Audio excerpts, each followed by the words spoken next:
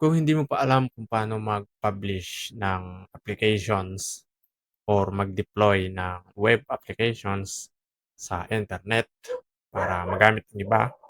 So, ngayon tuturuan kita kung paano mag-publish. Kailangan mo lang is mag-login sa GitHub and then mag-login sa Vercel. Tuturuan ko kayo step by step. Siyempre, una, yung inyong applications. Depende sa inyo kung anong gamit nyong editor. Kung ang gamit nyo ay VS Code, Cursor, Windsurf, kung ano man yan. Sa akin kasi is VS Code. So, ang una nyong gagawin, pupunta lang kayo sa GitHub, syempre. Gagawa kayo ng account. So, gagawa tayo ng account sa GitHub. Unang-una, login nyo lang yung account. Pag nakagawa na kayo ng GitHub account, pumunta kayo sa inyong user profile and then repositories. O kaya naman, pumunta na kayo sa profile nyo talaga and pinitin nyo itong repositories. Pinitin nyo itong new. Gagawa tayo ng panibagong repositories. And then, yung repository name, kahit lang pangalan to ng ano nyo, application. Million idea, for example. Yan, for example. And then, public lang. Kung gusto nyo ipa-private, kayo lang makakita. Click na lang private. And then, create repositories. Yan lang. Unang nyo gagawin is ikakopy nyo to lahat isa-isa. So, simula dito. Copy natin, Ctrl C. And then, pupunta kayo sa inyong applications. Ito. And then, ito yung applications ko. Dito yan. Ito yan. Open nyo lang yan sa cursor nyo. For example, file, open folder, and then, open nyo yung inyong application, which is ito, redesign. Yan, ito na, naka-open na. And then, terminal, new terminal, yun na. And then, i-paste nyo dito yung nakopy nyo kanina sa GitHub. Ayan, Ctrl B. And then, enter lang. And then, balik kayo dun sa GitHub. Right, balik tayo dun. Copy natin itong git add readme.md. And then, balik kayo dun sa application nyo ulit. Sa cursor or sa inyong editor. And then, didilitin nyo lang yung readme. Papalitan nyo yan ng dot. And enter nyo lang. Okay na. Balik ulit kayo dun sa GitHub. And then, copy nyo ulit to. Isa-isa lang. Isa-isa lang. Okay lang naman yun. Matatapos din naman yan. Ulit kayo dun. Dito ulit. Isa ulit. Copy nyo ulit yan. Ctrl B. And then, enter. Then, balik ulit kayo dun. Copy nyo ulit ito. And then, punta ulit kayo sa inyong editor. Enter nyo ulit. And then, balik ulit kayo dun.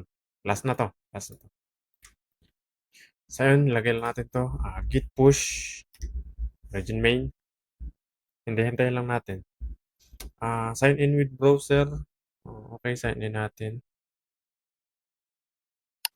Let's try this. Wait ko na lang. Continue. And then, paste nyo lang dyan. Alright. And then, authorize Git ecosystem. Okay na. And then, balik kayo sa inyong repositories dito. Ni-refresh nyo lang. Yun na. Uploaded na. Ito na yung inyong applications. Pwede nyo i-check dito kung mayroong hindi na-upload. Nag-upload lang tayo ng inyong project from local to repositories, Git repositories. Next na gagawin natin is gagawa tayo ng account sa Vercel. Right?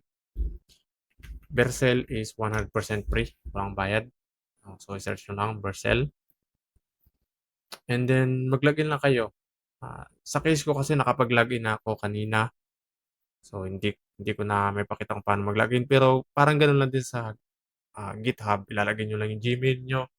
And then, magre-redirect kayo sa dashboard. Sa akin, skip ko lang muna to.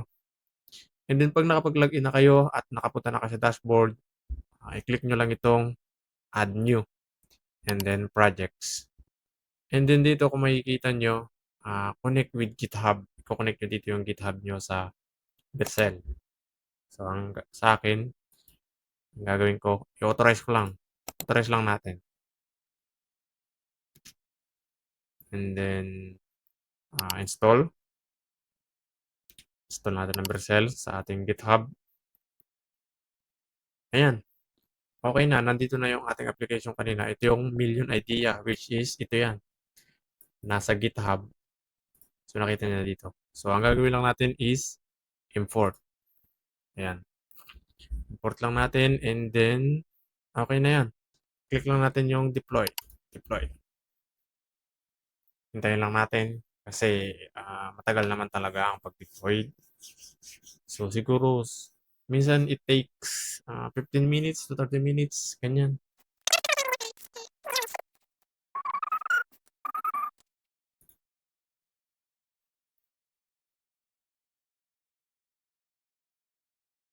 And then yun. Okay na. Congratulations. You just deployed a new project, Million Idea. Alright? Diba? And then continue to dashboard. And then ito na. Ito yung domain ninyo na binigay ng Vercel. Libre lang ito. Kung gusto nyong ipakita yung website nyo sa ibang tao, sa friends nyo, kung kanino man, ito lang yung ibibigay nyo. Itong link na to. Million version. Copy nyo lang yan. And then, paste nyo dito sa yung browser. And then, yun. Okay na. Ito yung application ko kanina na try lang to, testing lang. Ayan. Yan. Ayan yan. So, try natin sa ibang browser kung gagana. Try natin dito. O, di ba? Gumana na siya. Kumbaga, live na yung inyong applications. Naka-ano na, naka-deployed na.